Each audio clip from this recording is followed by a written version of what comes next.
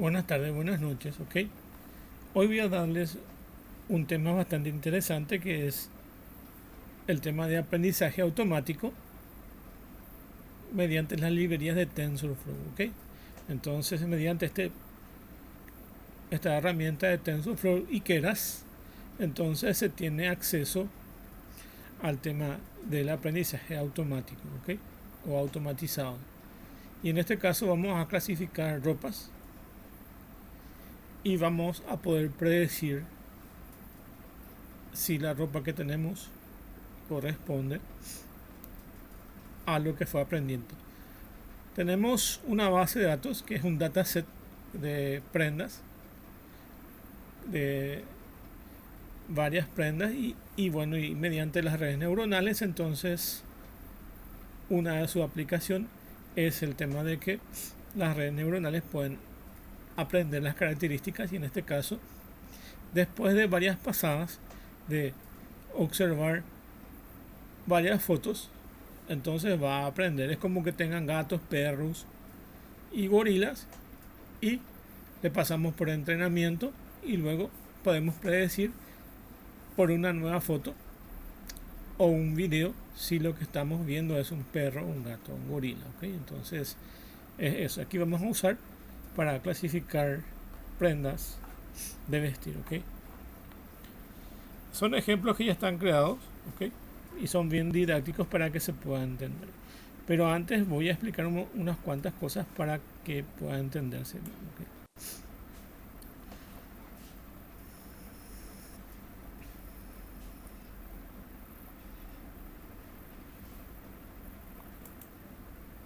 Bueno, el objetivo es entonces presentar las redes neuronales para su entrenamiento y clasificación de imágenes de ropas. Entre ellos tenemos camisetas, camisas, sneakers y otros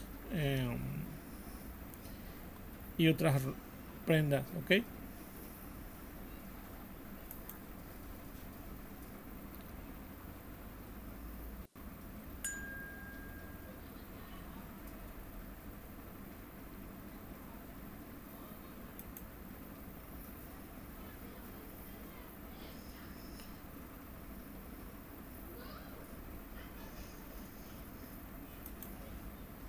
Bueno, vamos a ir entrenando un modelo de redes neuronales a partir de un dataset de imágenes que contienen dichos objetos.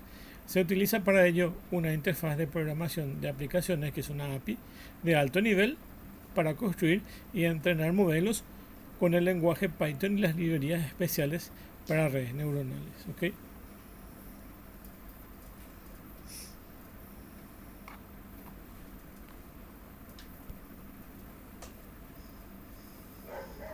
Bueno, para que podamos entender entonces vamos a ver una arquitectura de una neurona. Las redes neuronales están inspiradas en las neuronas biológicas como se muestra, ¿ok? Ahí tienen las dendritas, los somas y los axones, ¿ok?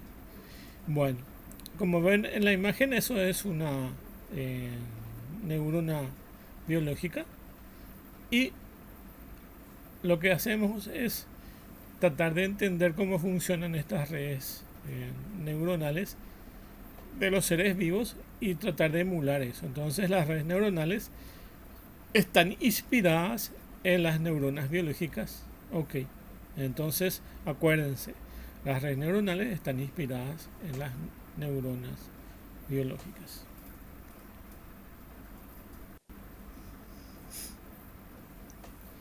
Bueno, una sola red neuronal está compuesto de básicamente un conjunto de entradas denominadas X1 hasta XN y unos pesos que denominamos W. Ok, entonces lo que se hace es una multiplicación de X1 por su peso que es W1 y como ven ahí, como pueden ver aquí, tenemos la sumatoria aquí que es una función que es una sumatoria de todas las entradas por sus pesos. Entonces la sumatoria sería X1 por W1, X2 por W2, XN por WN, más un valor de vías o sesgo que es básicamente un valor que activa la función de forma directa,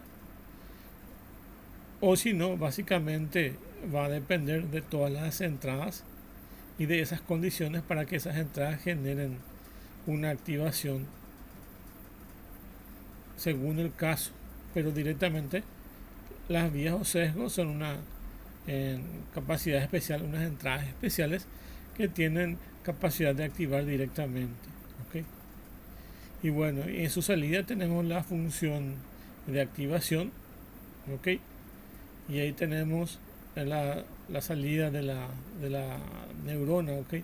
Y aquí la red neuronal es un conjunto de estos nodos, de estas redes. Entonces cada neurona tiene esta forma. ¿Okay? Y se combinan unas con otras para formar las redes neuronales.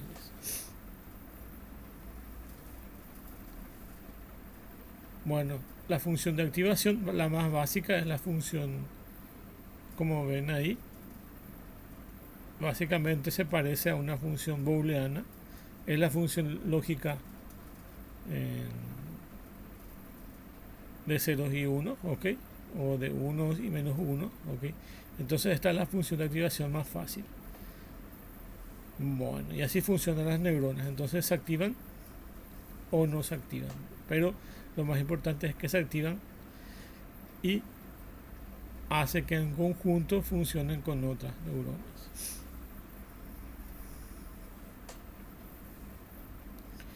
Hay una lista larga, como ven ahí, de funciones de activación y depende de cada tipo y de cada herramienta su aplicabilidad. ¿Okay?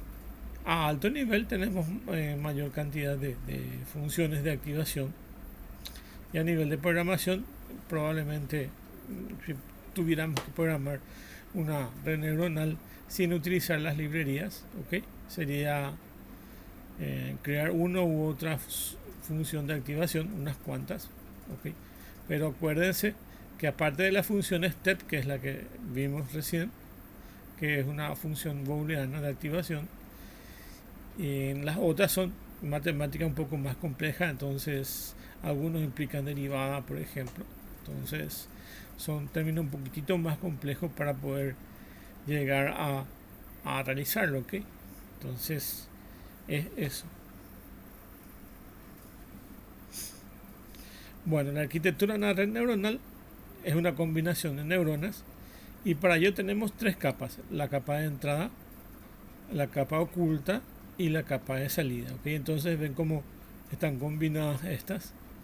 Generalmente es deseable tener una capa densamente poblada, es decir, una capa densa es una neurona que se intercomunica en todos sus niveles con otras neuronas. Por ejemplo, ven aquí en la entrada, una de estas entradas se comunica con todos los elementos del bloque de la capa oculta, ¿ok? Entonces, eso es una capa densamente poblada, podemos decirlo. ¿Okay?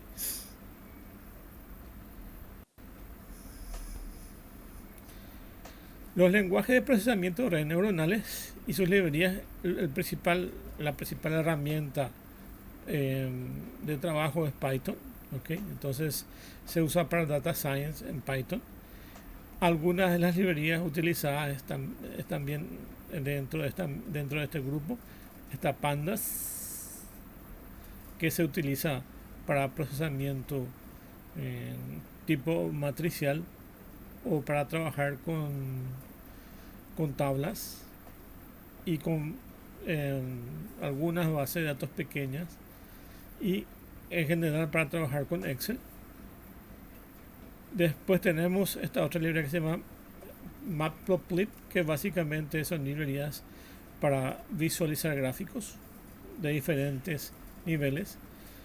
Otra herramienta que vemos como el que tenemos acá, que es NumPy, que es para trabajar con funciones numéricas y arreglos de forma muy eficiente. ¿Ok? Y scikit learn o scanlearn es básicamente una librería de aprendizaje automático como lo es de TensorFlow. ¿Okay? Nosotros vamos a ver TensorFlow luego. ¿Okay?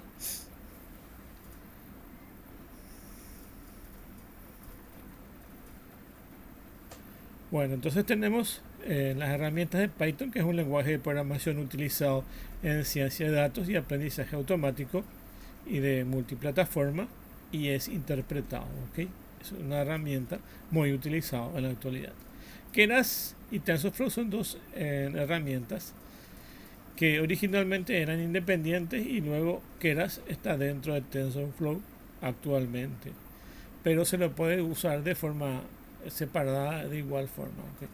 Entonces Keras es una biblioteca que simplifica la construcción de redes neuronales de aprendizaje profundo, integrado en otras librerías como la de TensorFlow, ¿ok? Y TensorFlow es básicamente biblioteca de aprendizaje automático desarrollado por Google y soporta aprendizaje de redes neuronales simples y de aprendizaje profundo. NumPy es una librería de Python que se utiliza en los cálculos numéricos y científicos. Trabaja con arrays y matrices, ¿ok? Como su nombre lo dice, básicamente es NumPy y permite manipular números, ¿ok? Cálculos numéricos, estadísticos, y manejar listas y arrays, ¿ok? Matplotlib, como ya les dije, es una biblioteca para edición de visualizaciones de gráficos de datos y gráficos empresariales, como gráficos de torta, de línea, histogramas, gráficos de barra y cualquier tipo de imagen que se quiera visualizar dentro de la misma herramienta, ¿okay?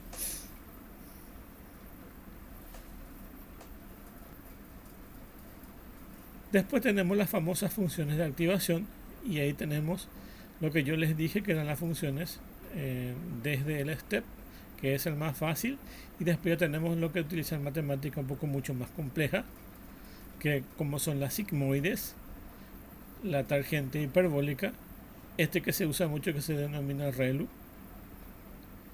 después Lake ReLU, MaxOut y ELU, ¿ok? Y dependiendo de la herramienta tienen acceso a eso, o algunas que ustedes pueden fabricar.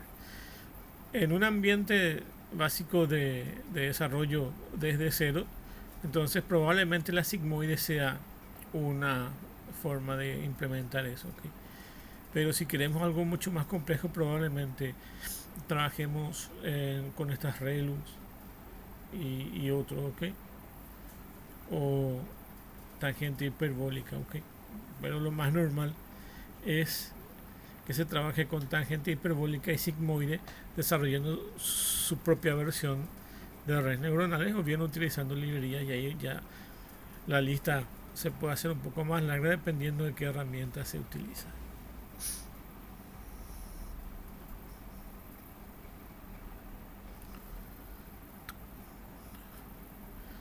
Y acá tiene la explicación de qué es ReLU, ReLU, ELU, CeLU y Softmax. Ok. Se usa mucho el ReLU, Softmax, por lo menos lo que yo más veo que se utiliza en TensorFlow son esas. Ok. Y ahí tienen.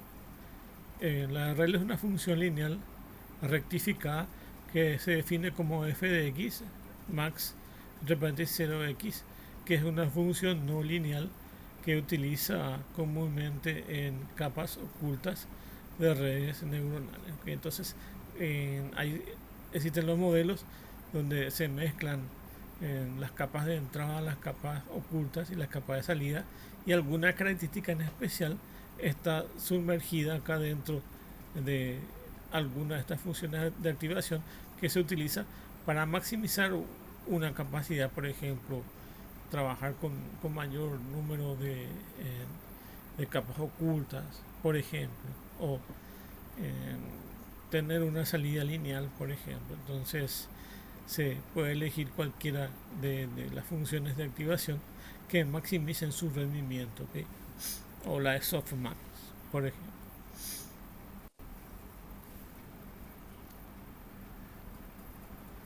Tenemos las sigmoides, tangente hiperbólica, soft plus, también es otro, soft sine, sweet image, por ejemplo, son otras funciones de activación. ¿Okay?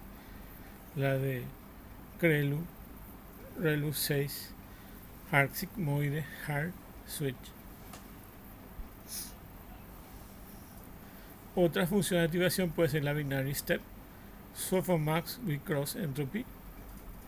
Y ahí ven la lista, es un poco más larga, ¿ok?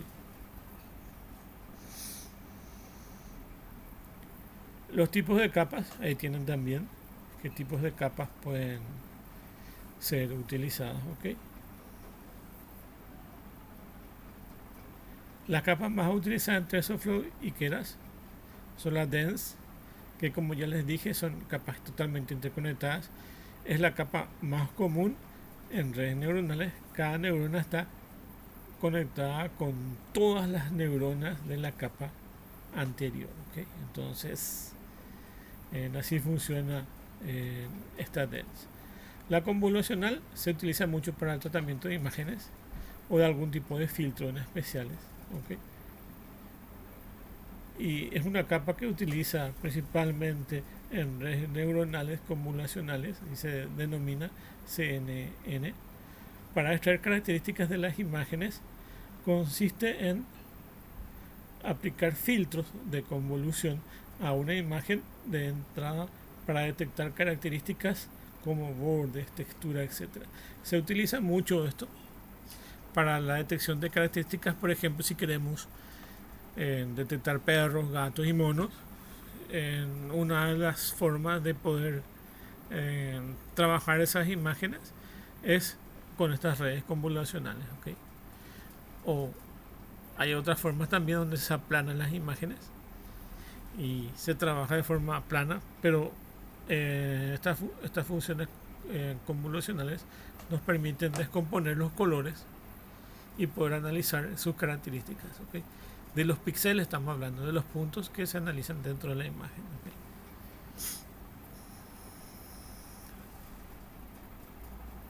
Y ahí tienen otros tipos, ¿okay?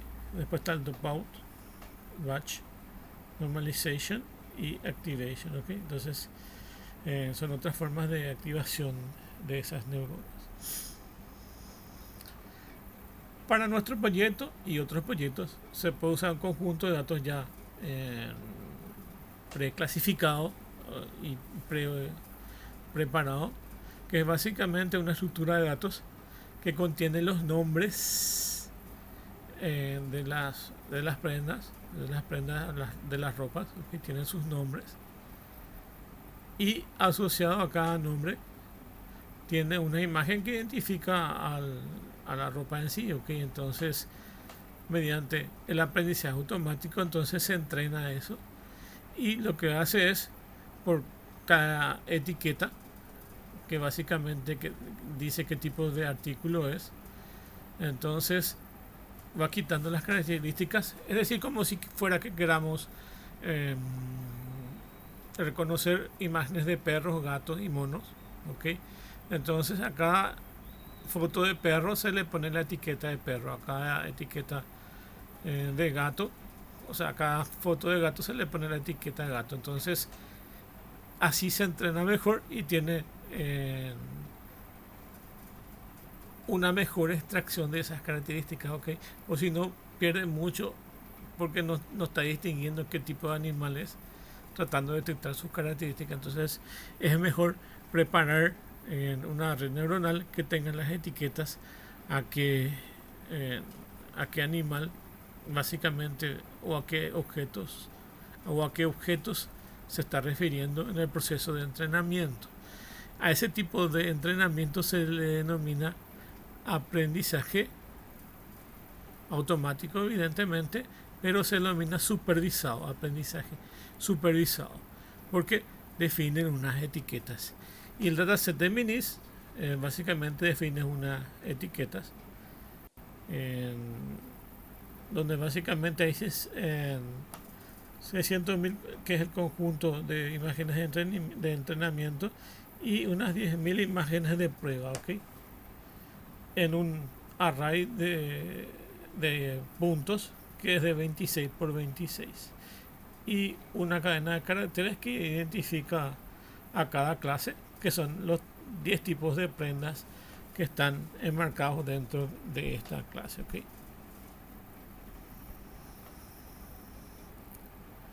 Bueno, y ahí tienen la estructura entonces de las ropas y ven ahí la estructura de la imagen.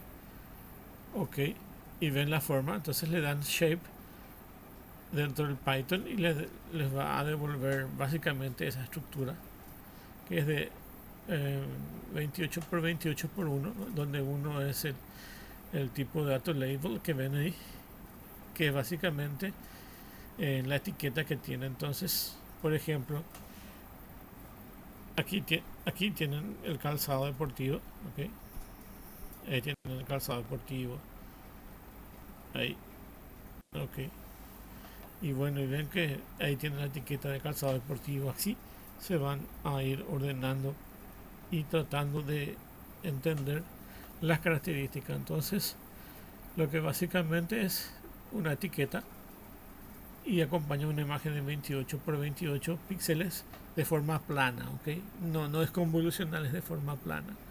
Y en estos algoritmos de forma plana, lo que se hace es reducir la intensidad, que básicamente es de imágenes de color, se baja a escala de grises y de escala de grises se baja a ceros y unos, ¿okay? Entonces, prendido y apagado. Se baja esa resolución porque de esa forma es más fácil tratar, ¿ok? Entonces tiene menor complejidad. Entonces estamos bajando de complejidad. La imagen está a color y le aplicamos para que se reduzca a escala de grises. Y la escala de grises básicamente es un vector de 256 caracteres. Y restamos eso y nos quedan valores o dividimos eso entre 255 y 156 y tenemos los valores de prendido y apagado, ¿okay? Entonces son las mismas imágenes pero con información mucho más simple. Y a cada imagen se le colocan las etiquetas. Hay un total de 70.000 imágenes de 28 por 28 píxeles con sus propias etiquetas, ¿ok? Ahí tienen el conjunto total de las imágenes en la figura, ¿ok? Y bueno, y el dataset se baja y se entrena, ¿ok? Se baja de internet y se entrena. Y ahí tienen el proceso de eso.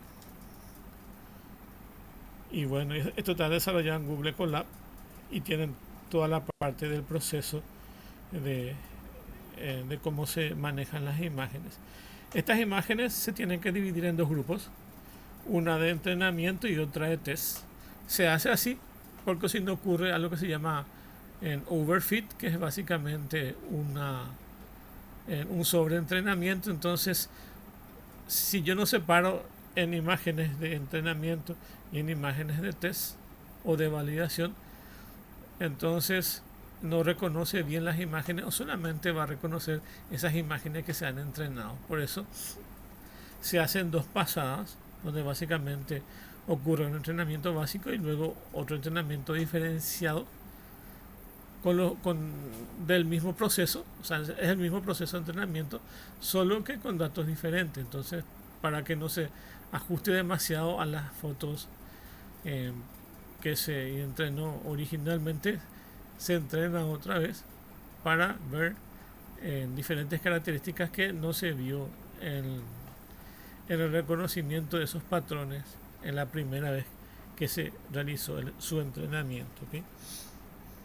Y ese entrenamiento se da para que después podamos predecir y decir esto es un perro, esto es un gato, esto es un calzado deportivo, esto es una remera, ¿sí? Dependiendo de qué es lo que yo quiero reconocer.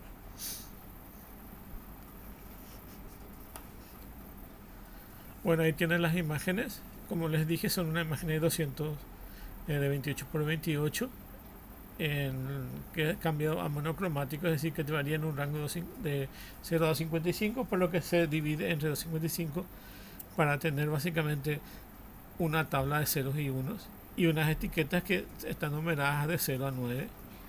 Entonces, dependiendo de cada tipo, se va a utilizar eso, ¿okay? Acá se le puede poner a nivel de programación. Entonces 0 es t-shirt, 4 es 5 sandal y así.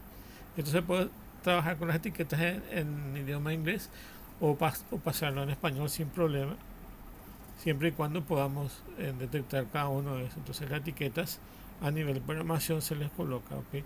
Lo más importante es que saber cuántas clases hay que están numeradas dentro del conjunto de imágenes que es nuestra base de datos que traemos de internet, que es nuestro dataset. Y bueno, entonces ahí vamos a ejecutar esto, xtrain.shape, para ver la estructura de nuestro dataset, y nos dice ahí cuántas imágenes tenemos y cómo es eh, la altura y longitud de eso, ¿okay? Entonces es un cuadrado de 28 por 28, ¿okay? Y básicamente tenemos 60.000 imágenes con sus propias etiquetas, ¿okay? Que se baja de internet. Y bueno, ahí tenemos el array.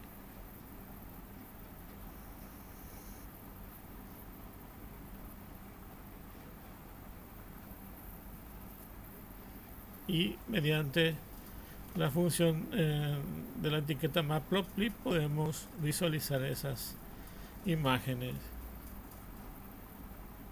Y como ven ahí, esta es una imagen con 256 caracteres, y la idea es bajar la misma imagen a monocromático y volver en color de 0 y 1. Entonces es la misma información y lo vamos a tener de esta forma, ¿okay? Y se utiliza la librería TensorFlow, y dentro de TensorFlow se utiliza Keras. Antes, como les dije, Keras estaba separado de TensorFlow. Hoy en día podemos utilizar dentro de la misma librería, ¿ok? Y con el TensorFlow podemos definir los modelos redes neuronales y hacer el entrenamiento, ¿ok? Y Keras es el apoyo principal para que esto se pueda lograr.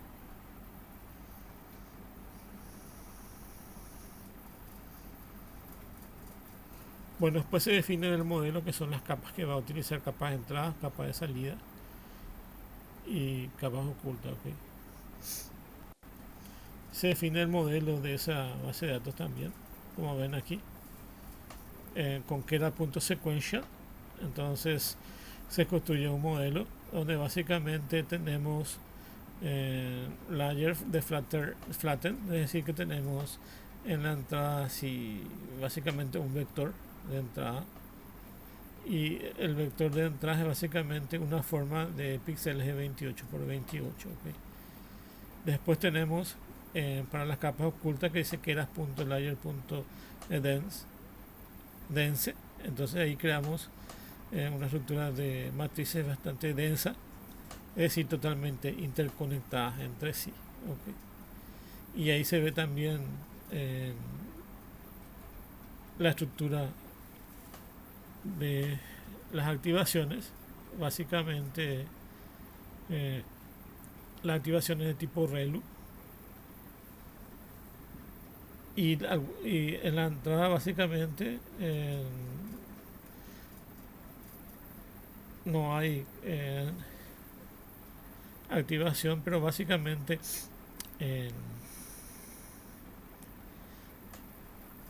en la capa densa básicamente tenemos la activación ReLU, y en la capa de salida tenemos la activación Softmax.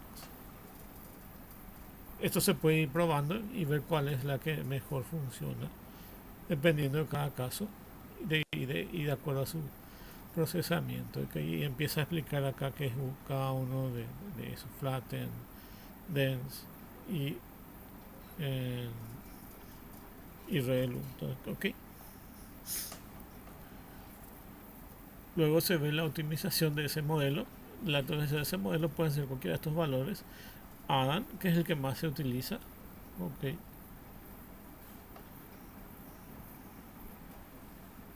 Esta es toda la definición de un modelo, ya que a partir de ese modelo se va luego a entrenar. ¿Ok? Entonces, existen otras técnicas de optimización como el RMS Prop, Adamax. Ok, y ahí tienen la lista. Ok, otras funciones de activación. Ok, la compilación del modelo, ahí se le dice qué optimización va a tener el modelo y cuál es la métrica que va a utilizar. ¿Okay? Son todas configuraciones estándares que se utilizan para estas redes para que puedan funcionar. ¿Okay? Y ahí se va a proceder entonces a entrenar el modelo.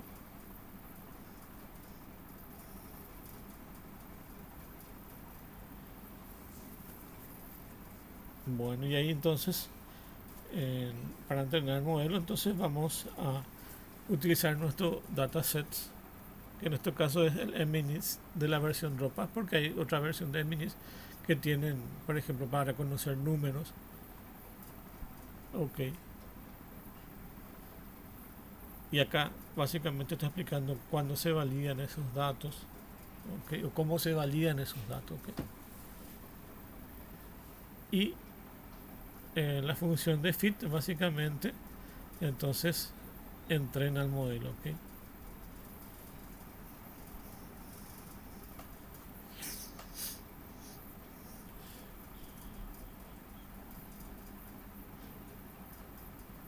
Bueno, y después si queremos el proceso de entrenamiento nos da la exactitud de que está obteniendo del aprendizaje de cada una de esas imágenes. ¿Okay?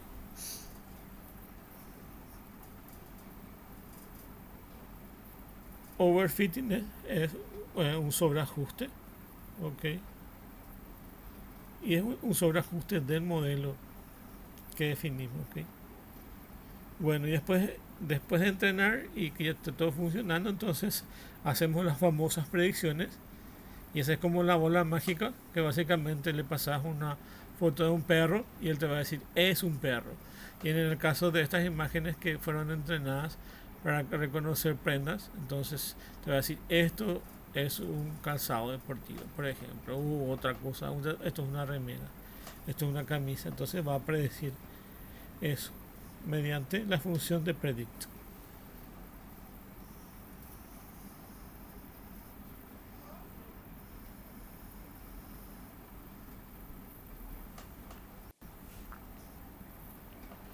Bueno, y como que al final nos devuelve un array, entonces el máximo valor de esa predicción es básicamente lo que estamos buscando nosotros en una de las clases que estamos queriendo obtener. ¿Okay? Y ahí se entrena todo eso y se verifica esos valores.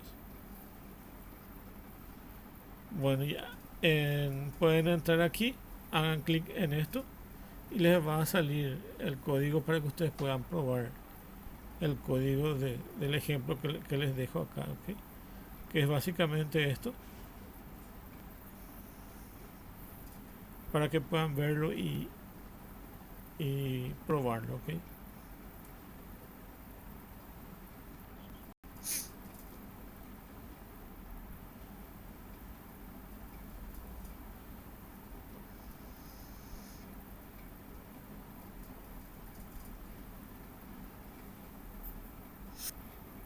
Acompañado esto, entonces voy a presentarle un video donde explica mejor lo que estuve dando a conocer. ¿Okay?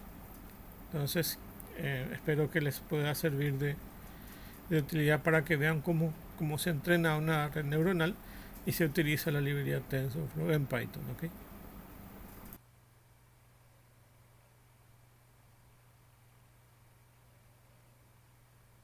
Estoy muy contento de llegar a este punto. Hemos trabajado juntos tanto, con tanto esfuerzo, para poder empezar a implementar redes neuronales. Y lo vamos a hacer con una librería muy famosa llamada TensorFlow, la librería de Machine Learning de Google. Esta librería fue lanzada en 2015.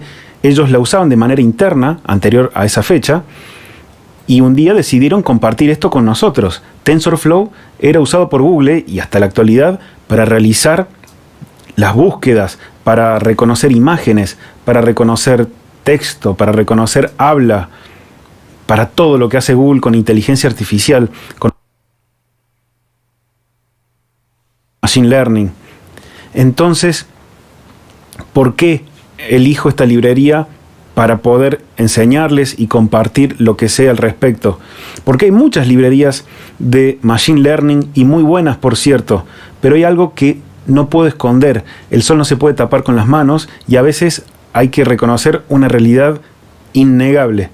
Miren, estos son los repositorios que hay en GitHub de las diferentes librerías, proyectos de personas, de empresas, de todo un poco. Pero qué marcado es el crecimiento imparable, arrollador, una topadora, TensorFlow, con respecto a las otras librerías.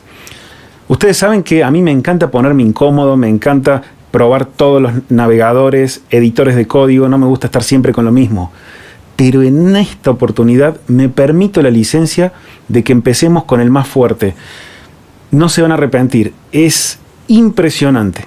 Y hay otro motivo que yo todavía no les he contado por qué elegimos TensorFlow.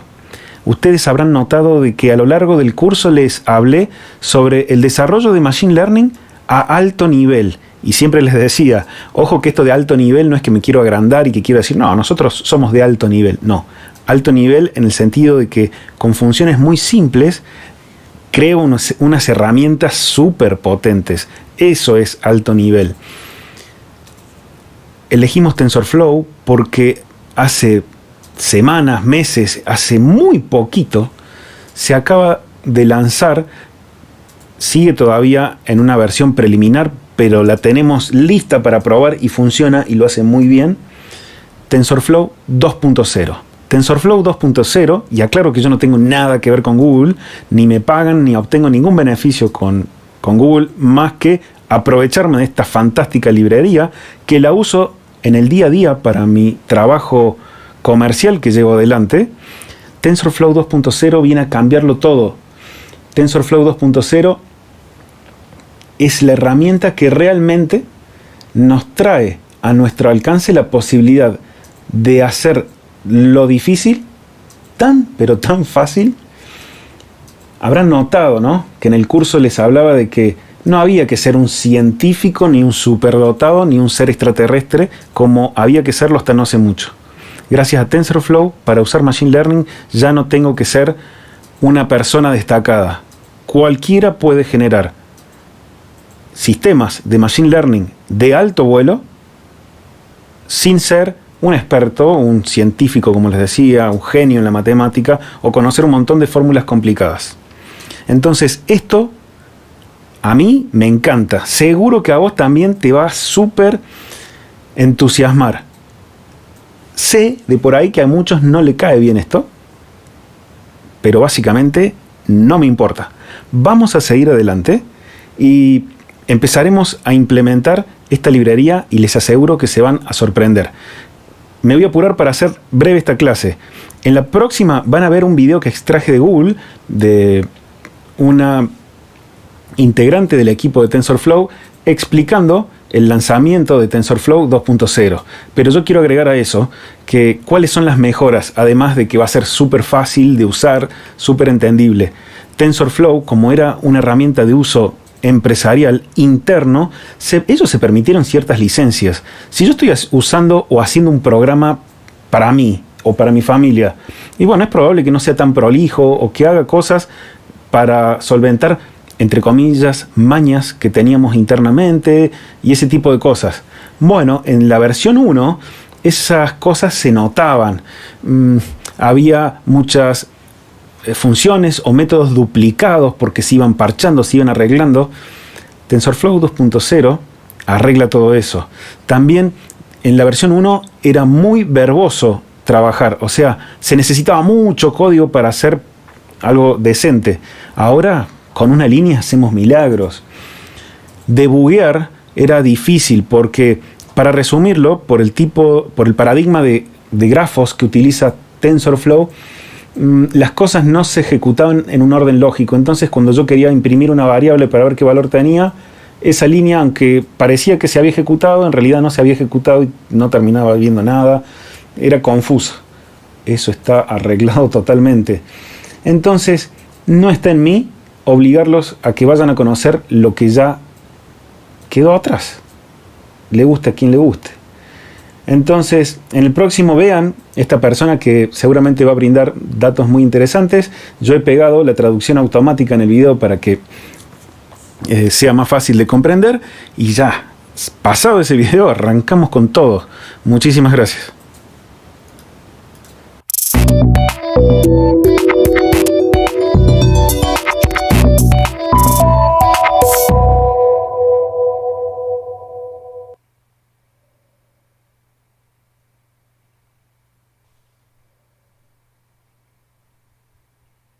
Thanks to an incredible and diverse community, TensorFlow has grown to become one of the most loved and widely adopted machine learning platforms in the world.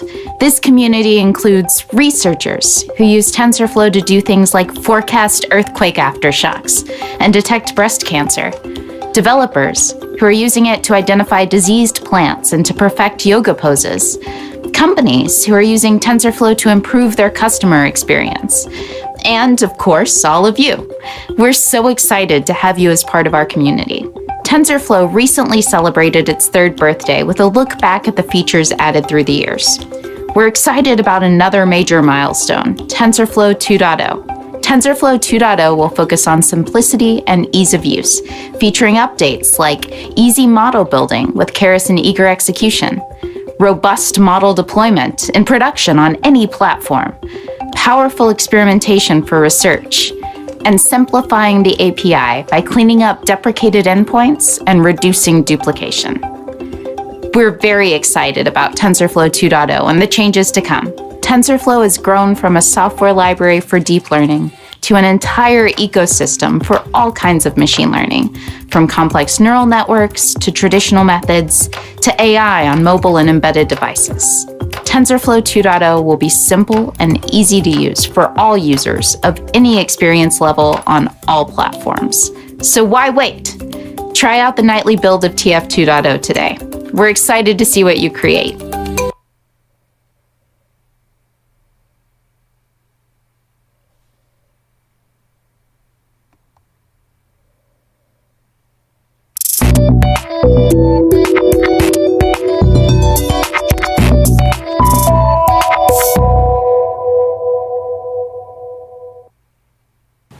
El momento es ahora.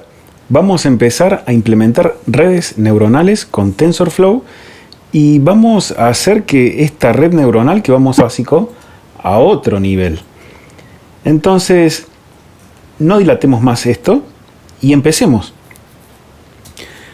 Lo que voy a hacer ahora es colocar las librerías que vamos a utilizar y lo que debemos saber es que, como ya saben, yo no he preinstalado nada, así que si me falta algo a mí, a vos también te va a faltar y viceversa. Estas son las librerías que vamos a usar. Desde luego podemos ver TensorFlow y luego Keras.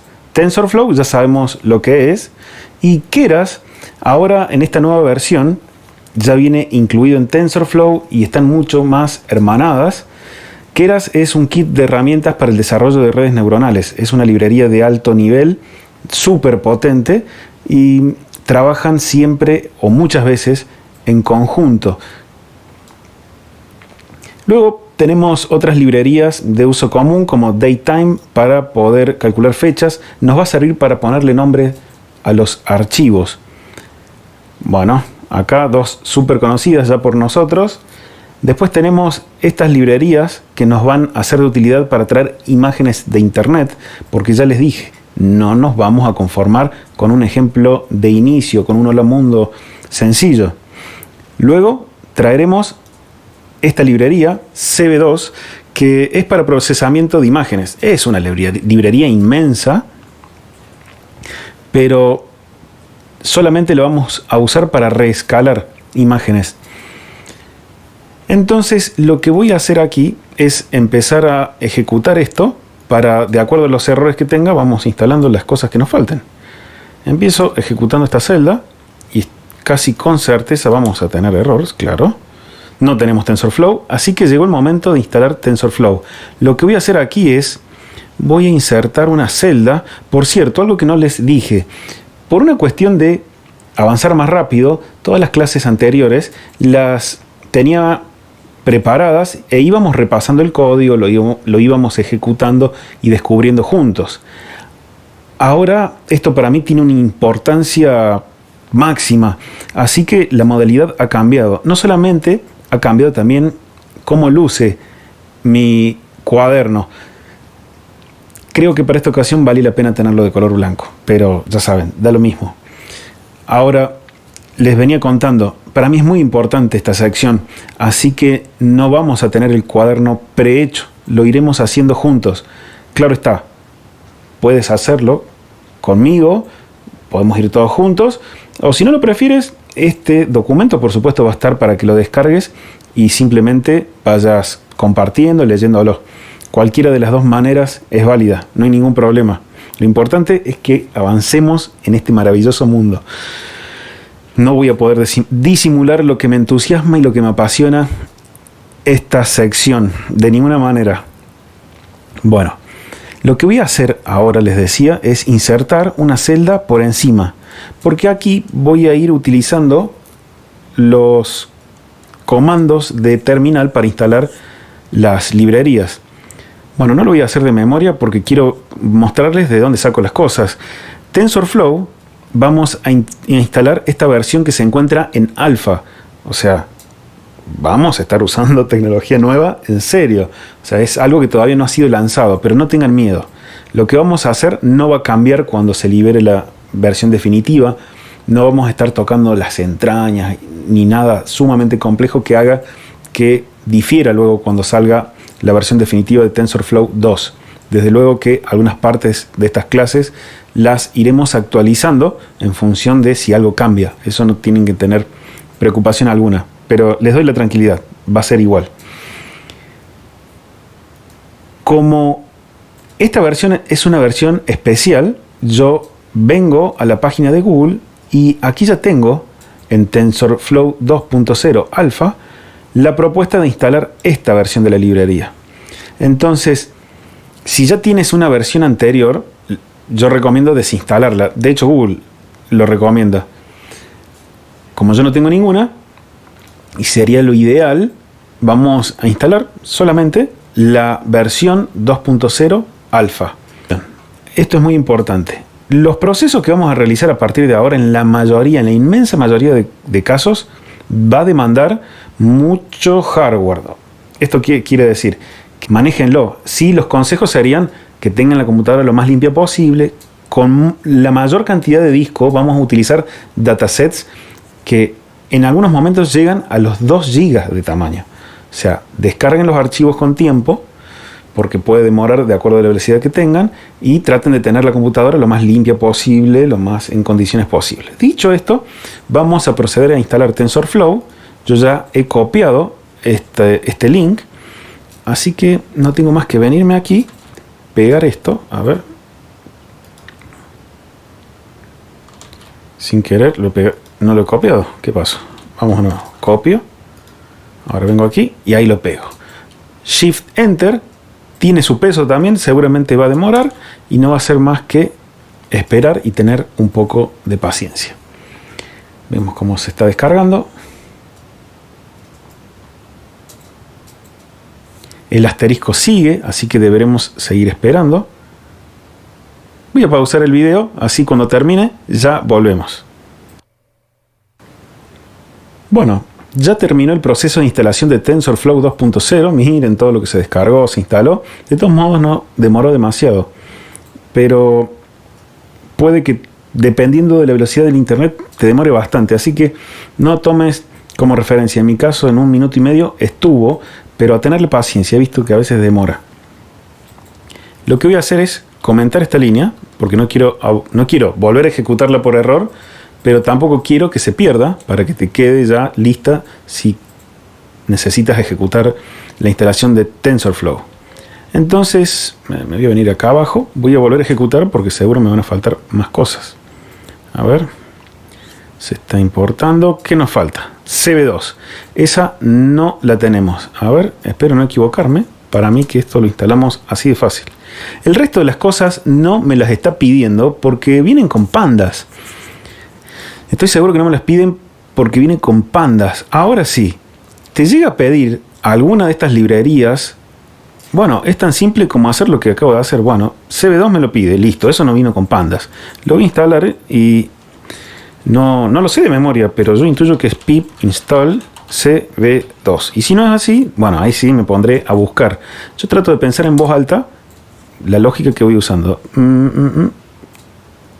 Listo, no era así. Entonces voy a poner en Google pip install CB2, porque no me acuerdo sinceramente cómo instalar la librería de OpenCV a través de pip. Bueno, miren qué lejos que estaba. OpenCV, vengo aquí, vamos a cambiar esto aquí, vamos, instalándose, viene bastante rápido por suerte. No voy a cortar el video, eso quiere decir. A ver si instaló correctamente. Ya no tengo el asterisco, listo. No me quiero olvidar de poner el numeral aquí para comentar esto. Y ahora vamos a hacer otro intento. Bueno, parece, sí, ya se importó todo.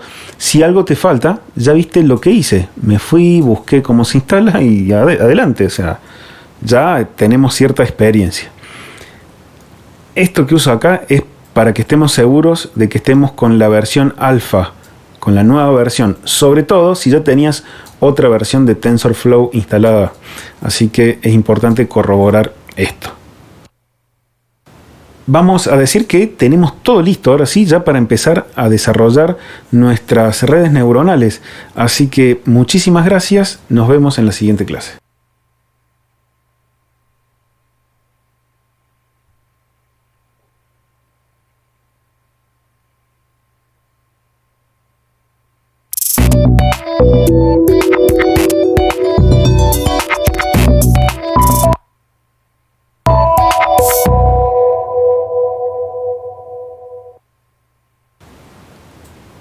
En esta práctica que vamos a llevar adelante vamos a utilizar un dataset conocido como MNIST. Este dataset ya está incluido gracias a Keras en TensorFlow, entonces no vamos a tener que importarlo desde un archivo o una carpeta. Simplemente lo podemos traer de la siguiente manera, como vamos a ver a continuación. Bueno, este dataset contiene más de 60.000 imágenes. Y estas imágenes son muy pequeñas, ya las vamos a ver, y son imágenes de prendas de vestir. MNIST también trae un dataset muy popular de dígitos escritos a mano que sirven para tratar de reconocer números. Entonces la red neuronal será capaz de reconocer el número que hayamos escrito. Pero no vamos a encarar por ese popular ejemplo. Como les decía, vamos a utilizar estas imágenes de prendas de vestir. En la siguiente línea estoy importando este dataset y lo voy a guardar en Fashion MNIST. Con la siguiente línea que pego aquí a continuación, lo que estamos haciendo es cargar estos datos, los vamos a cargar, pero ya los vamos a dividir y nos van a quedar seteados las imágenes de entrenamiento junto con las etiquetas de entrenamiento. Y por otro lado, las imágenes de testeo con las etiquetas de testeo. Pero ya vamos a desmenuzar qué es cada cosa y cómo luce cada una de estas partes. Vamos a usar unas 60.000 imágenes para entrenar nuestra red neuronal y unas 10.000 imágenes para luego probar qué tal funciona nuestro modelo. Entonces vamos a ejecutar esta celda. Vamos a esperar un ratito que se termine de descargar e importar todo. Ya lo hemos logrado. Entonces ahora con Matplotlib lo que vamos a hacer es dibujar o plotear una de estas imágenes. Miren cómo lo voy a hacer. En definitiva, utilizo el método ImShow y le paso imágenes de entrenamiento índice 0. O sea, le estoy pasando la primera imagen. Miren, si cambio el índice aparecerá otra imagen. Eso es una remera, como decimos en Argentina, o una camiseta, como se dice en otros lugares. A ver, 3. Ahí está, un vestido. Y así varias prendas. A continuación voy a crear una lista que la voy a llamar class names y voy a decir que va a ser igual, y entre corchetes le voy a pasar cada tipo de prenda que tenemos. Esto ya lo vamos a usar para poder nombrar los resultados que obtenga nuestra red neuronal. Vean, tenemos camisetas, pantalón, suéter, vestido, abrigo, sandalia, camisa, zapatilla deportiva, bolso y botines. Esos serían los tipos de prendas que encontramos aquí. Voy a ejecutar esto.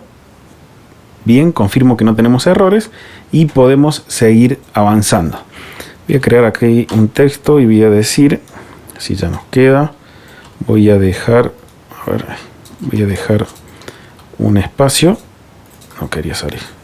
Un buen espacio. Y diré a continuación,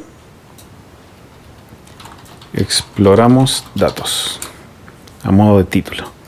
Entonces, bueno, veamos la forma de una sola imagen. Vamos a decir train image. Ahí está. Le vamos a decir 0. Quiero ver la primera imagen. Train images índice 0. Punto shape. Quiero ver cómo luce la forma de una sola imagen. Yo ya tengo una idea, pero solamente lo quiero conformar. ¿Qué es lo que me está dando la idea? Bueno, las dimensiones que veo aquí en la escala de la imagen. Por los 20 y pico por 20 y pico deben dar la dimensión de una de esas fotos. Bueno, como vemos, 28 por 28. Ahora vamos a ver test images .shape para ver la forma de todo el conjunto de testeo de imágenes. Y confirmamos que tenemos de imágenes de 28 por 28 10.000 unidades. Sigamos avanzando y veamos cómo lucen los labels, o sea, las etiquetas, o la Y vendría a ser. Ya sabemos que tenemos un vestido. Bueno, para este vestido, para esta imagen 0, corresponde una Y que me dice, bueno, que realmente es un vestido. La respuesta correcta. Estamos ante modelos de entrenamiento supervisado, así que es normal esperar eso. Entonces vamos a decir train labels.shape y como podemos ver tenemos 60.000 etiquetas. Eso es correcto. Tenemos que esperar entonces unas 10.000 etiquetas, al igual que 10.000 imágenes en el set de testeo. Entonces hagamos test labels.shape. Bueno, ahí están las 70.000 en total. Perfecto. Ahora quiero ver cómo luce este array con etiquetas, test labels, y directamente lo imprimo y veo que dice 9, 2, 1. Esos son los elementos de este tensor, así también llamamos a esta unidad aquí en TensorFlow, pero en esta nueva versión todo se hace más simple.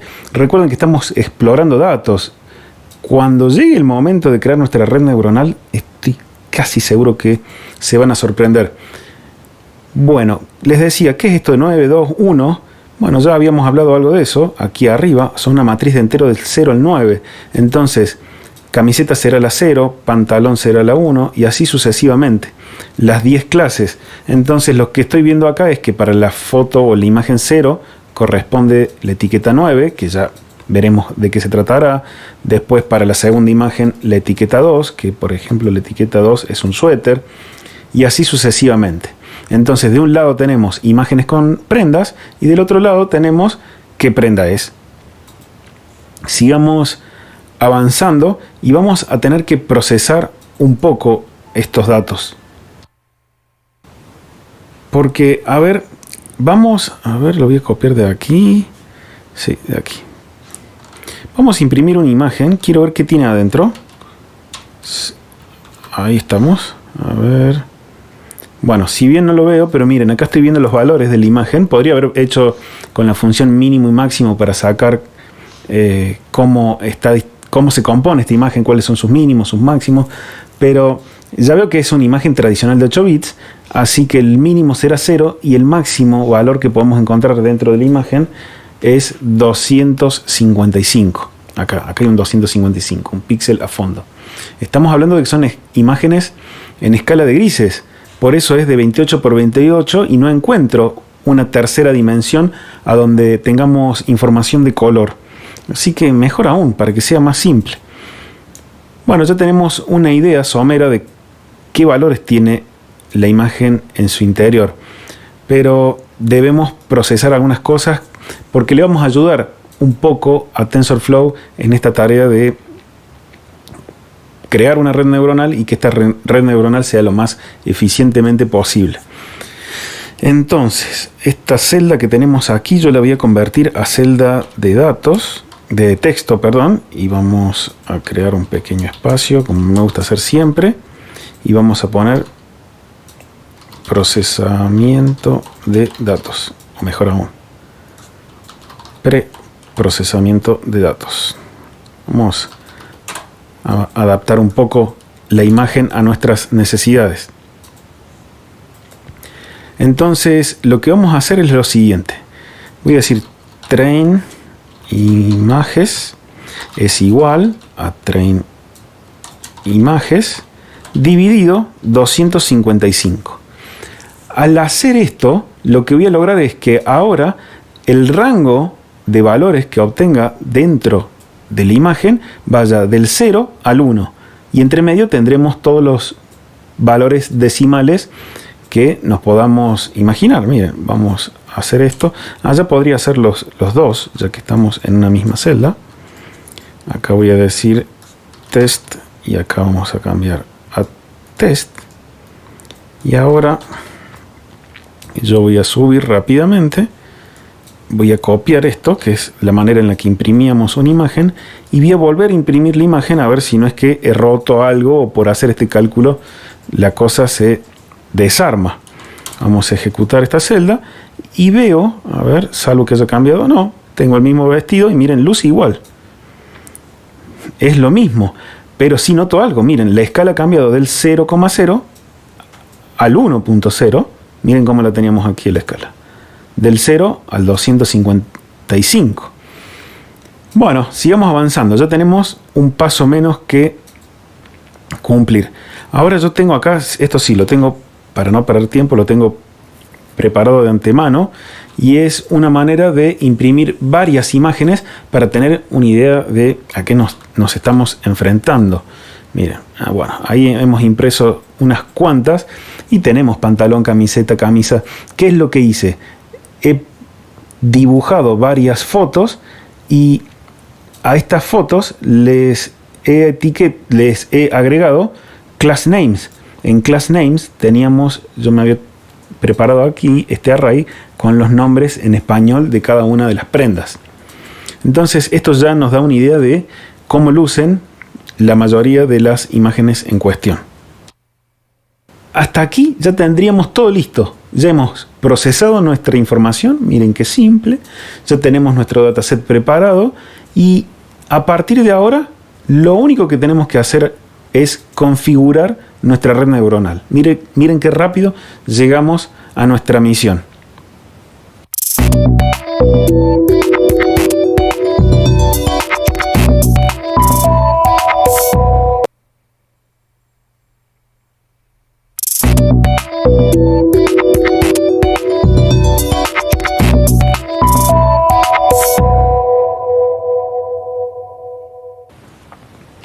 Vamos a configurar nuestra red neuronal. Manos a la obra.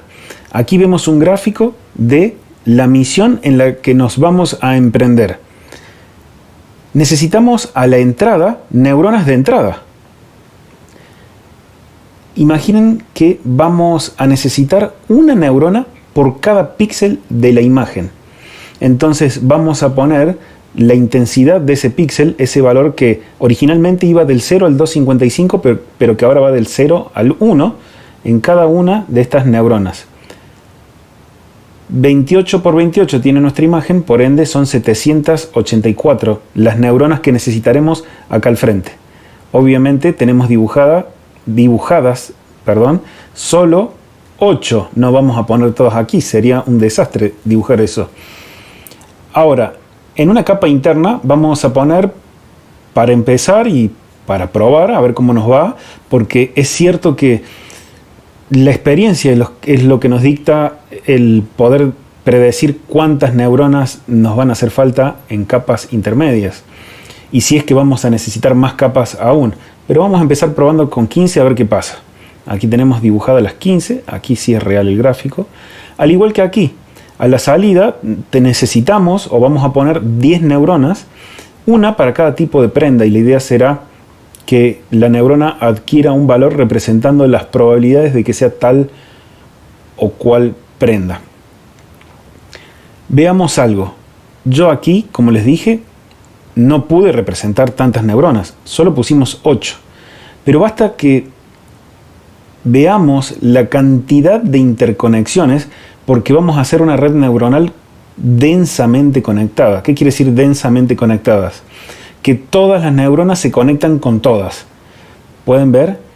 Imaginen no, porque en realidad va a ser así. Por cada una de estas líneas tenemos un peso. Entonces, a ver quién se anima ahora a calibrar los pesos a ojo, a mano, tocando el embudo o la perillita, como lo habíamos dicho en un inicio. Y estamos ante una red pequeña. Así que empecemos con esta tarea que, gracias a Dios y gracias al esfuerzo de mucha gente, TensorFlow nos permite configurarla de manera muy fácil. Yo les garantizo que vamos a configurar esta red neuronal, miren lo compleja que es, con casi 40 líneas de código. Vamos a escribirla juntos, así que vamos, pongamos mucha atención para no equivocarnos y bueno, adelante. Voy a decir que el modelo lo voy a guardar en una variable llamada model y digo que es igual a Keras, acá estamos llamando a esta librería, sequential, no lo quiero escribir mal, y entre paréntesis y entre corchetes, sequential es el método que utilizamos para crear la red neuronal. Voy a abrir esto así y voy a decir keras.layers, ahí está, punto. Con este método creamos las capas o los layers de nuestra red neuronal y vamos a apelar a este tipo que es el flatten. El flatten se llama así porque es la capa de entrada o plana, la aplanamos. Obviamente no vamos a esperar que tengamos algo en 2 dimensiones. Es una capa plana y por lo general se la usa como capa de entrada. Entre paréntesis pasaremos input shape, le tenemos que pasar la forma de cómo van a ingresar los datos a esta capa de entrada. Shape va a ser igual a 28 por 28. Esa es la forma de nuestra modesta imagen. Luego, separado por coma, le vamos a pasar otro valor. Keras.layers.dense, porque acá ya estoy hablando de la primera capa, de la capa oculta. A pesar de que tenemos una capa oculta, podemos decir que esta no es una red neuronal profunda. Tendríamos que tener por lo menos una más o incluso más capas ocultas para hablar de deep learning. Pero sigamos avanzando. .dense, porque les decía, está densamente conectada, y vamos a crear la segunda capa. La segunda capa dijimos que iba a tener 15 neuronas. Cuando uso el método dense, debo pasarle primero la cantidad de neuronas con la que queremos crear esta capa intermedia. Entonces le vamos a poner 15 neuronas, habíamos dicho.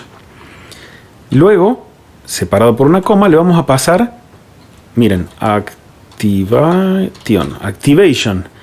¿Se acuerdan que eran las funciones de activación? ¿Qué función de activación era buena para las imágenes. ¿Se acuerdan? Lo habíamos dicho. La rectificadora, que también se conoce como ReLU. Entonces se lo paso entre comillas. Ya tenemos la capa intermedia. Vamos ahora a crear o a setear la última capa, la de salida. Y vamos a decir keras.layers.dense. También está densamente conectada con la anterior. Y vamos a pasarle nuevamente cuántas neuronas queremos. Va de la 0 a la 9, una para cada categoría. Entonces vamos a necesitar 10 neuronas. Y otra vez, activation, o sea, el modo en el que vamos a activar, la función de activación de estas neuronas. Y acá vamos a pasar a un modo especial que no está muy lejos de lo que ya estuvimos viendo. Es algo pariente de la sigmoidea y esta se llama Softmax. Esta función de activación la vamos a explicar, no bien la hagamos funcionar. Va a ser más fácil, créanme. Bueno, ¿saben una cosa? Se habrán dado cuenta que lo de las 40 líneas para crear una red neuronal con TensorFlow 2.0 era una broma. No vamos a usar 40 líneas. Ya está, ya terminamos. Eso es todo lo que necesitamos para plantear, para setear nuestra red neuronal. Miren todo lo que nos llevó el entrenamiento, que es cierto, fue poco y nada, casi no hemos hecho demasiado trabajo para no el entrenamiento, perdón, la exploración. A la hora de hacer la exploración, miren, es bastante escueto lo que hemos hecho, son más los resultados que las líneas de código. Así todo, es más en la exploración que lo que nos costó esto. Técnicamente es una sola línea, yo la he separado en varias líneas para que se vea mejor. Entonces, si no tuvimos ningún error a la hora de configurar esto, cosa de la que no estoy seguro, voy a ejecutar para ver. Bien, veamos en qué me he equivocado. Ya me di cuenta que anda por acá. Me pasa porque no estoy acostumbrado a escribir código y a pronunciarlo mientras lo escribo. Entonces como lo pronuncié sequential, lo mandé con C. Sequential. Ahora sí, esperemos no tener ahora ninguno más. Bien, ya se ha creado esta estructura, ya la tenemos configurada. Y ahora vamos a apelar a un método que es el siguiente. Model.summary. Esta línea por lo general, por razones de prolijidad, se la suele poner aquí mismo. Pero yo lo quería hacer en 2 etapas en esta oportunidad. Miren, la voy a ejecutar y lo que me entrega es un resumen, el sumario, de cómo está configurada nuestra red neuronal. Esto lo van a ver un montón de veces y te vas a empezar a acostumbrar a leer las configuraciones de las redes neuronales de otras personas, cómo implementan sus trabajos. Entonces vemos que tenemos una primera capa plana con 784 neuronas y no tiene ningún parámetro. ¿Qué son los parámetros? Son los pesos. La capa de entrada no tiene ningún peso porque recién aquí entra la información. Esta capa tiene los pesos aquí, en esta zona. A ver, ahí. Esta capa va a tener los pesos sobre estas líneas. Esta capa de entrada no tiene líneas que entren, por ende no tiene pesos. Bueno, vean que ya en la primera capa, o sea, estoy refiriendo, bueno, digo primera si esta fuera la capa 0, pero en la primera capa oculta, la de 15 neuronas, ya tenemos 11.775 pesos o parámetros para ajustar en nuestra etapa de entrenamiento. Y luego se le adicionan 160 pesos más por culpa de las 10 neuronas de salida, que como podemos ver acá también es una capa densamente conectada con 10 neuronas. Bueno, ¿vieron qué fácil que es? Gracias TensorFlow 2.0. Ya tenemos el modelo preparado y no queda más que ponerlo a trabajar y a entrenar con el set de entrenamiento.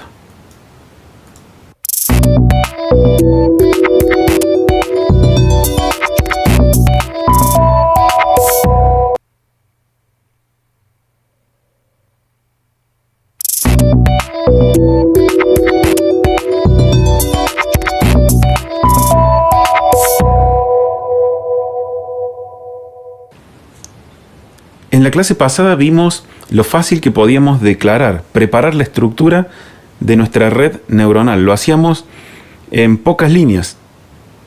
También vimos cómo expresar un resumen de lo que acabábamos de crear. Y ahora vamos a encarar algo muy importante. Lo que vamos a hacer es lo que se conoce como compilar el modelo. En otras palabras, le vamos a decir al modelo cómo tiene que comportarse en la etapa de entrenamiento, cómo va a ajustar esos pesos. Entonces vamos a decir model. ¿Por qué model? Porque model es la variable a donde guardamos nuestro modelo. Y vamos a apelar al método compile. Y entre paréntesis le vamos a pasar varios parámetros. Uno va a ser el optimizer. El optimizer va a ser igual a Adam. ¿Qué es esto del optimizador? En definitiva, le tengo que decir al modelo cómo hacer para encontrar de manera más fácil los pesos adecuados para minimizar el costo o el coste. ¿Les suena eso? Claro que sí. En definitiva, le estoy diciendo al modelo si tiene que usar la técnica del gradiente descendente estocástico o la del gradiente descendente común. Bueno, es eso lo que estoy haciendo. Pero le paso algo desconocido para nosotros. Adam. ¿Qué es esto de Adam? Existen mejoras al gradiente descendente estocástico. Varias aproximaciones que ayudan a que esto funcione mejor. No hace tanto, esto es bastante reciente, se desarrolló este optimizador, este método conocido como Adam. El método de Adam incluye varias mejoras y creo que la que más se destaca es que el learn rate, o sea, ese paso, esos saltos que pegaba cada vez que mueve el peso, es variable. O sea, a través de una serie de cálculos no es que va a variar aleatoriamente a lo tonto, sino que a través de una serie de criterios muy específicos va decidiendo si el salto que pega es mayor o menor. Esto hace que encuentre la convergencia, o sea, el punto a donde minimizamos ese error de manera mucho más rápida y eficiente. Aquí he preparado un gráfico que muestra cómo Adam es superior a otros modelos, a otros optimizadores, y encuentra, como se ve en este gráfico, un error mínimo mucho más rápido en menos iteraciones que estos otros optimizadores. Adam se ha vuelto casi un común denominador, se usa casi siempre, así que por eso vamos a adoptar este método. Luego le tenemos que pasar la función de pérdida. Vamos a utilizar como función de pérdida a sparse categorical cross entropy. Bueno, esto que parece tan largo y complejo, a ver, función de pérdida, costo, coste. Claro, la función de coste. ¿Cómo vamos a medir el error? ¿Cómo vamos a medir ese dolor de nuestro modelo? En otras palabras, le vamos a decir cómo tiene que hacer para ver por cuánto le estamos errando cada vez que intente procesar los datos. Entonces, tenemos varias opciones y eso va a depender primero de nuestro problema. Tenemos que conocer un poco del dominio y lo primero que vemos es que estamos ante una clasificación. Cuando estamos ante clasificaciones, como este caso, nos podemos topar con dos posibilidades. Y esto va a depender de cómo estén representados los datos objetivos, o sea, las Y, el target. Podemos tener una codificación en el target conocida dentro de TensorFlow como one-hot. Y sería algo así. En definitiva, yo genero una columna para cada categoría y le voy a poner un 1 a donde tengamos la categoría correcta. Por ejemplo, si esta imagen fuera, no sé, un pantalón, bueno, en la categoría del pantalón, que sería esta, pongo un 1. Si acá tuviéramos una bota, voy y busco la categoría de la bota y pongo un 1. Esta es una manera de representar categorías en las etiquetas y es bastante eficiente hacerlo de esta manera. Aquí tenemos otro ejemplo y si ese es el caso, le vamos a pasar esta. ¿Ven? Aquí en pérdida vamos a pasarle categorical cross entropy. Pero en nuestro caso no vamos a utilizar este método, sino que nuestros targets es simplemente un entero que representa el número de la categoría y no un número entero en sí. Entonces, para avisarle este pequeño pero importante detalle a nuestro modelo, utilizaremos esta función de costo, o de loss, o de pérdida, el sparse categorical cross entropy. Ahora, en definitiva, use uno o use otro, el resultado va a ser el mismo. ¿Qué voy a obtener? Bueno, voy a obtener 10 salidas, a donde en cada salida obtendré un porcentaje que representará las probabilidades, un coeficiente que representará las probabilidades de que estemos ante tal o cual prenda o categoría. Y ya vamos por el último. Recuerden que, y tengo que recordar yo, para no olvidarme, de que estos son parámetros que le estoy pasando a una función, a un método. Por ende, cada parámetro va a ir separado por una coma. Una coma. Y vamos con el último. Vamos a ir a las métricas. Cómo quiero medir los resultados que vayamos obteniendo con nuestro modelo. Y esto lo voy a querer hacer con la precisión. Accuracy. Bien, ¿por qué lo pongo entre corchetes? Y bueno, porque podría pedir otras métricas y pasarlas seguida de coma. Vamos a ejecutar esto para confirmar de que no tenemos errores. No hay errores, entonces ya tenemos el modelo compilado. Y en la próxima clase se viene algo muy bueno. No se lo pierdan. Gracias.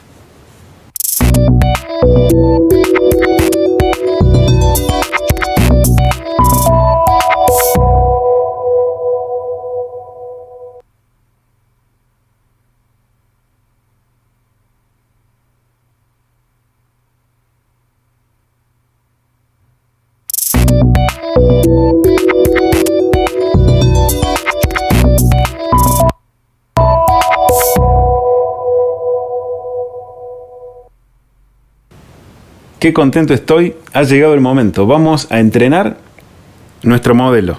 Para eso vamos a poner la variable a donde guardamos nuestro modelo, que es model. Apelaremos al método fit, y entre paréntesis le vamos a pasar las imágenes de entrenamiento, así que vamos con train imágenes, coma. Luego le vamos a pasar las etiquetas de entrenamiento, vamos con train labels, ahí está. Y por último, le tengo que pasar la cantidad de épocas por las que vamos a entrenar el modelo. Vamos a entender que una época es cuando el modelo procesó todas las imágenes o todas las filas de nuestro dataset. Ya ajustó los pesos, uno fila por fila, y cuando se cumplió todo ese procedimiento tenemos una época. ¿Cómo hacemos para saber por cuántas épocas? Y no hay una regla. No cabe duda que mientras más practiquemos y más conozcamos el dominio, y vamos a poder tener cierto olfato. Tampoco es que la vamos a pegar a la primera. Entonces aquí vamos a poner epochs igual a 10. Vamos a ver cómo andamos por ahí. Ya estamos a punto de ejecutar esta celda, pero antes unos consejos que no voy a dejar de repetirles. No cuesta nada, ahora que vamos a exigir nuestro procesador, nuestra máquina, desarmar el gabinete del CPU, mirar la cantidad de tierra que podemos llegar a tener, sacar el cooler del disipador del procesador. No cuesta nada agarrar un pincelito y sacarle la tierra, porque lo vamos a exigir. No se va a quemar, pero puede que rinda muchísimo menos a causa de la tierra. Si tenés una notebook, una laptop, bueno, sí cuesta, porque tendrías que comprar un aerosol de estos de aire comprimido para poder sopletear la rendija donde está el cooler, pero vale la pena. Y de última, si vas a usar un compresor común, de los de motor grandes, mucho cuidado con la condensación de agua. Si hay mucha humedad, a veces suele soltar un poquito de agua, hay que tener cuidado. Primero sopletear en la mano para ver que salga aire seco y procedemos a limpiar. Es muy, muy importante. Ni que hablar, tener la computadora sin programas basura, sin virus y bueno, y desactivar cualquier otro programa que esté corriendo por detrás que no vayamos a usar. Así nos queda toda la potencia destinada a nuestro trabajo.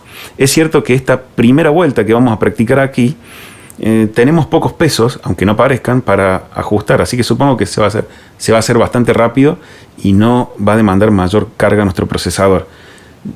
En Mac o en Linux yo suelo tener esta ventanita siempre al lado. Me gusta ver cómo rinden los núcleos de mi procesador, cuánta memoria me queda disponible, cuánta RAM.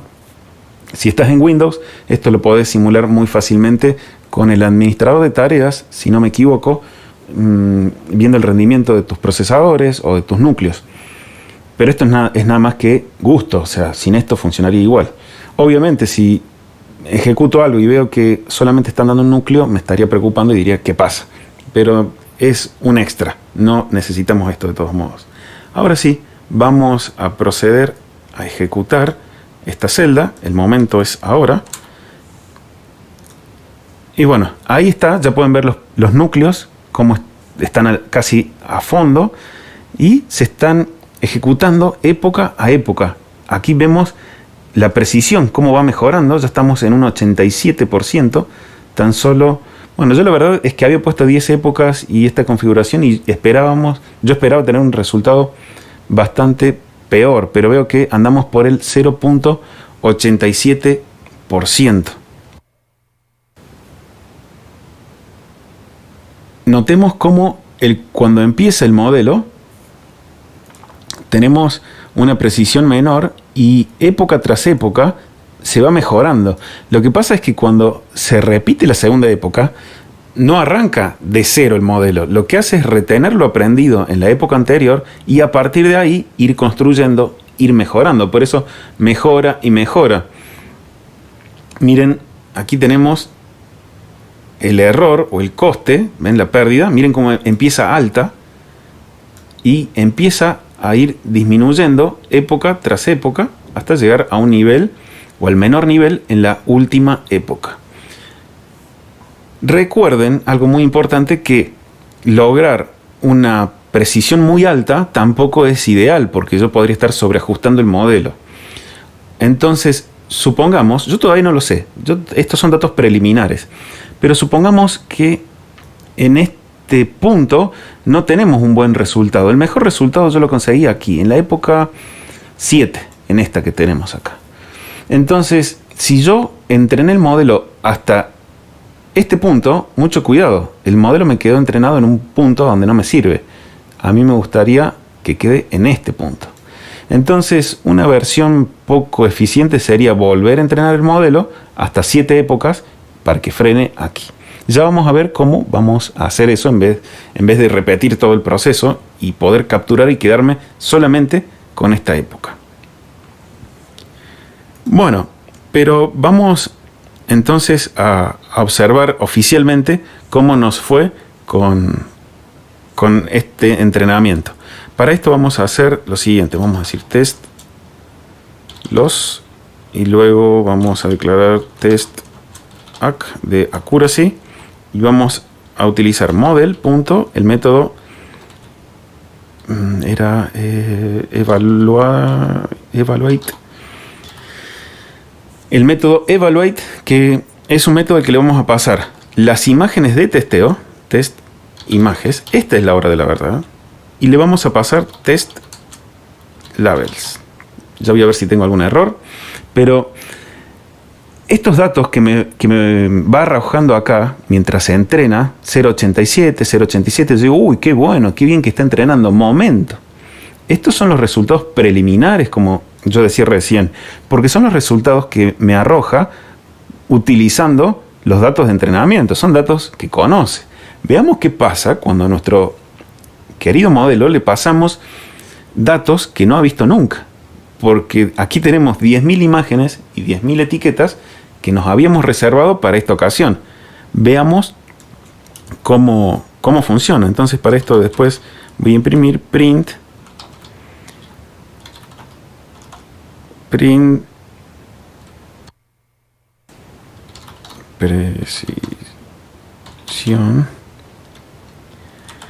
Voy a decir que print precisión y vamos a pasarle test. Se me puso la mayúscula sin querer. Ahí está. Test ac. Imprimimos esto lleva un pequeñísimo tiempo y vemos que la precisión es del 0.8545%. O sea, estamos ante el 85% de precisión. Que comparado, si esto lo comparamos con el 0.87 que manejábamos con los datos de entrenamiento, no me parece tan mal. Ahora tendríamos que probar, habría que probar si modificando el tamaño de la red neuronal, su forma, más neuronas, menos neuronas, más épocas, si esto mejora, empeora o qué obtenemos. Pero siempre la verdad la vamos a tener contrastando este valor con este valor. Un valor elevado aquí no me dice nada. Un valor que cuando paso el test de testeo disminuye, pero no tanto, eso me suena a buenas noticias. Si este valor cae drásticamente con respecto a este, evidentemente estamos ante un sobreajuste del modelo. Vamos a tener un modelo que solo funciona con los datos que ya conoce.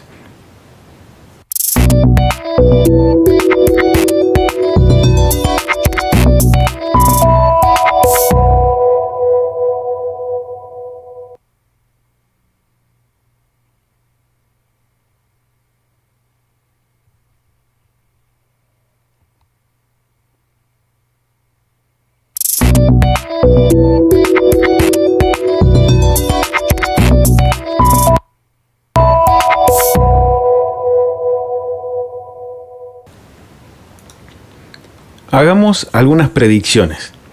Para esto declararemos una variable, le vamos a poner predictions y vamos a decir que es igual a model, nuestro modelo, punto, predict, el método, y le vamos a pasar, bueno, una o unas imágenes para que pruebe. Entonces le vamos a pasar las imágenes de prueba, test images, y vamos a ver los resultados. Primero hacemos esto. Y luego vamos a ver que hay, por ejemplo, en predictions para la imagen 0, para la primera imagen. Como podemos observar, hay una serie de valores y estos valores representan la confianza con la que la predicción está hecha. Un valor para cada categoría tenemos. Entonces, lo que podemos hacer es, valiéndome de NumPy, numpy.argmax para buscar el valor máximo de predictions y le paso la 0. Bueno, el valor máximo que tenemos aquí es el 9. En otras palabras, me dice que la categoría 9 es la que posee el valor de máxima confianza, el más fuerte. Entonces 0, 1, 2, 3, 4, 5, 6, 7, 8, 9. Aquí lo tenemos, el último. Podemos ver que la imagen 0, a ver, veamos la 9. La categoría 9 viene a ser botines. ¿Serán botines los 0? Veamos. Vamos aquí a aprovechar esto. 0. Funciona bastante bien. Entonces, de esta manera, vemos cómo realizar predicciones. Desde luego que esto es algo básico y les aseguro que es algo con lo que no nos vamos a quedar.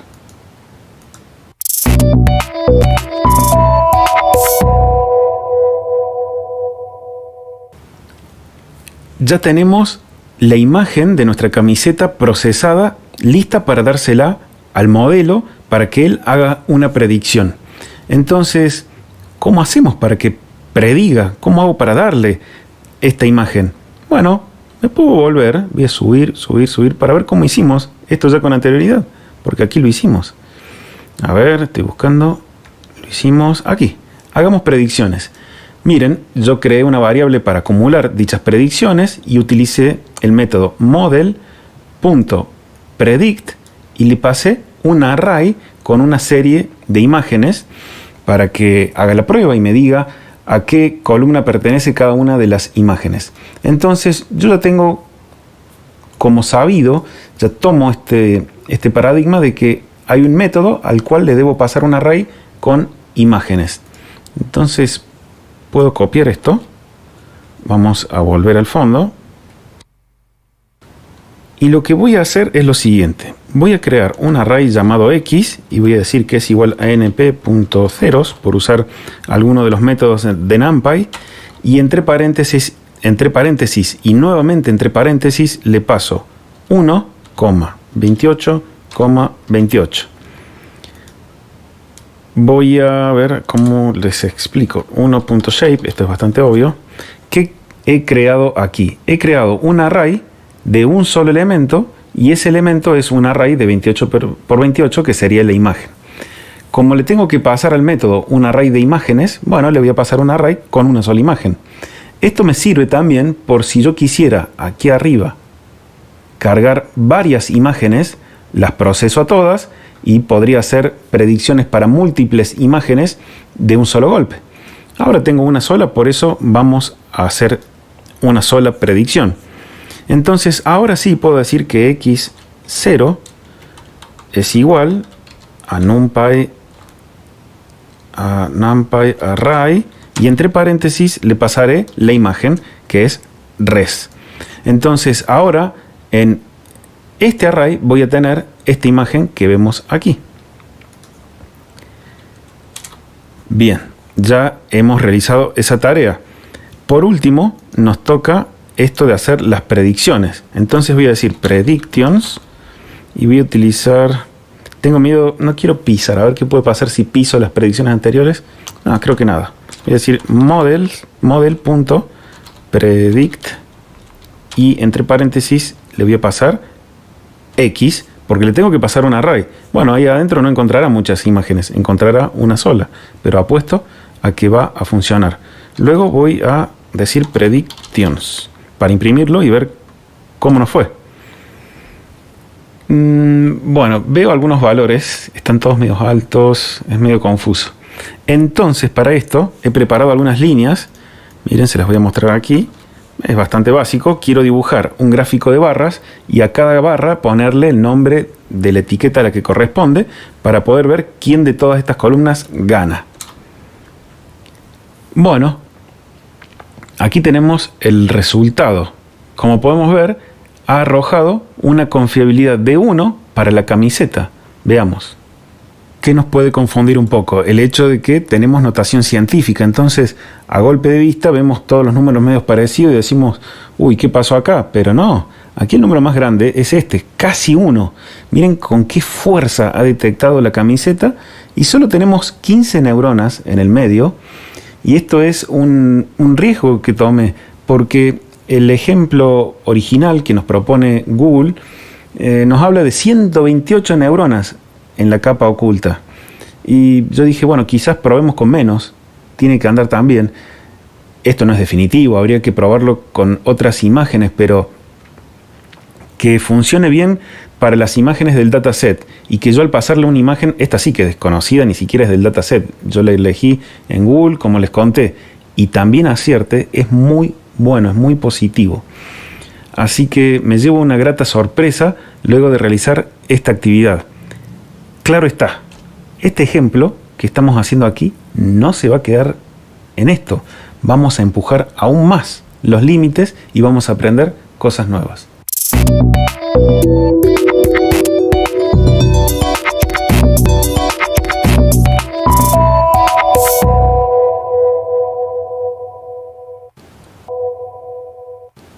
En la clase anterior habíamos tomado una imagen de internet totalmente desconocida para nuestro modelo y habíamos tenido unos resultados sorprendentes. Seguro teníamos que seguir probando para ver si no era cuestión de suerte, pero seguro que no fue así.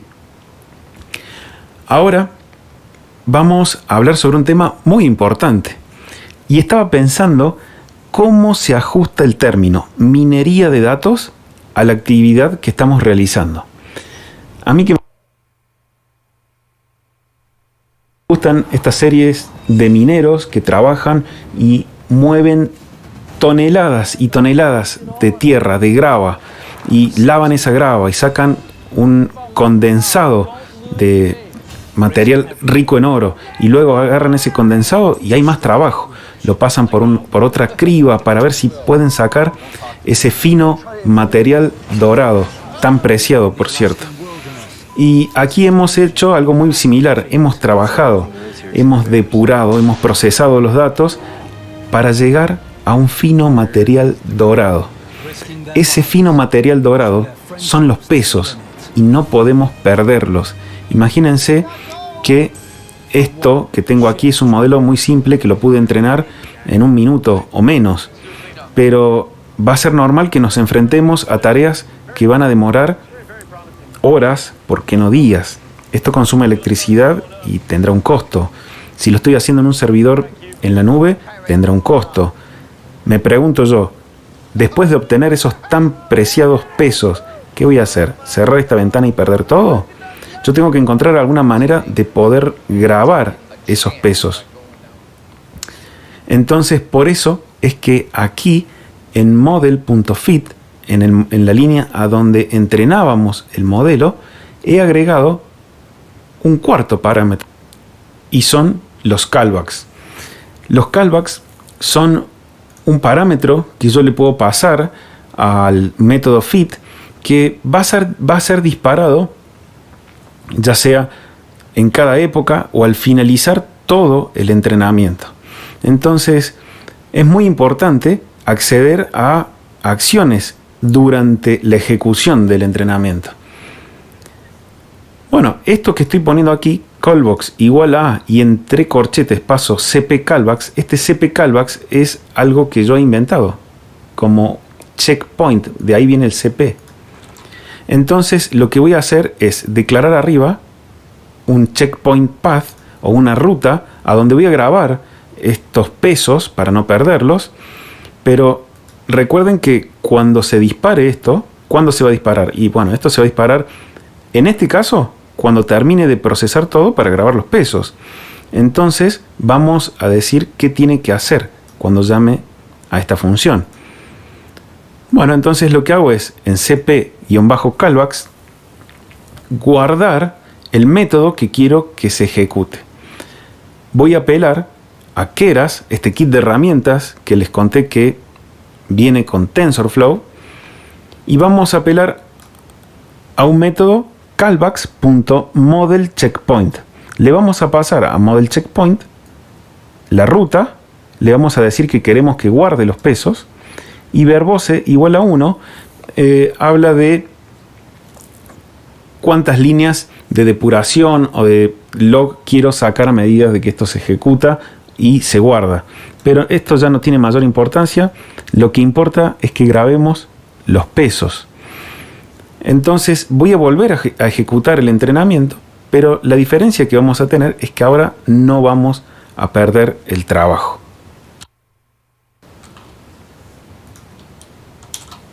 Ejecuto. Vamos a esperar, total, se va a hacer rápido. 3, 4, 5. Ya falta poco. 8, 9 y ya casi terminamos. Ahí está, 10. Bueno, vamos a seguir ejecutando todas las filas. Voy a seguir ejecutando todas las filas y lo que quiero hacer al final es probar si esto sirvió de algo o no. Bueno, lo bueno es que llegamos casi a los mismos resultados. Me parece que Camisa salía un poco más bajo antes, pero es normal que existan fluctuaciones porque a la hora de realizar el entrenamiento de una red neuronal, recuerden que hay instancias iniciales que dependen del azar. O sea, ¿se acuerdan de dónde arrancan los pesos? Eso depende del azar. Entonces es normal ver que si entreno una vez obtengo unos resultados y si entreno de nuevo obtengo otros. Lo bueno es que ya me voy a la carpeta checkpoints que apareció dentro de mi carpeta de proyecto y ya veo que hay archivos guardados. Es una buena noticia. Entonces, miremos lo que tengo aquí. He creado un nuevo modelo, así como lo presenté la vez pasada, solo que ahora en vez de llamarse model, se llama model 2. Lo quiero bien separado. El modelo tiene que tener la misma forma. Para que esta prueba que vamos a hacer tenga algún sentido, lo vamos a crear con la misma forma. 28 por 28 la entrada, 15 en el medio, 10 a la salida. Todo exactamente igual. Luego le vamos a agregar la misma línea, que en realidad la estoy copiando y pegando desde arriba, solo que le agrego un 2 a la palabra model, y es el optimizer. Estoy pasando la pérdida, las métricas, todo igual. Lo que voy a hacer ahora, este modelo tiene los pesos calibrados en cualquier lugar. Lo acabo de crear, no está entrenado. Vamos a hacer lo que hicimos tal cual la primera vez con el modelo después de entrenar. ¿Qué hago? Voy a capturar la precisión del modelo 2, evaluándolo, pasándolo las imágenes de prueba, pasándole las imágenes de prueba y las etiquetas. Veamos cómo funciona, a ver qué precisión me da este modelo que tiene pesos totalmente descalibrados. Ya lo tenemos entrenado, entonces veamos. Bueno, ahí está. Pésimo, no pega una, pobre modelo. Entonces lo que vamos a hacer ahora es lo siguiente. Vamos a decir model 2.load weight, así, load weights, cargamos los pesos y lo que le vamos a pasar es el checkpoint path. Yo ya lo tenía en una variable, así que no lo tengo que volver a escribir, pero podría hardcodear entre comillas la ruta. Luego puedo repetir esto. Vamos a evaluar otra vez el modelo, pero esta vez luego de cargar la ruta. Por último, imprimimos la precisión. Ejecutamos esto. Miren ahora, otra vez, resucitó. Hemos traído los pesos a la vida. No esperamos nada para entrenar el modelo, porque ya está entrenado. Y lo que hago con esta acción es simplemente rápido. Calibrar todas las perillas en función de lo que habíamos grabado. Calibrar todos esos pesos. Así que, imagínense, es lo más obvio. Si tuviéramos un servicio online que le brindamos a los clientes la posibilidad de hacer predicciones, y se me ocurre de que puedo hacer una réplica de este modelo o mejorarlo, yo no voy a estar entrenando cada vez el modelo que necesite mejorar o probar algo. Yo ya tengo los pesos grabados, los traigo, e incluso puedo traer pesos y a partir de aquí volver a entrenar el modelo arrancando desde este punto que habíamos logrado. Así que yo me voy a quedar por aquí. Vengan.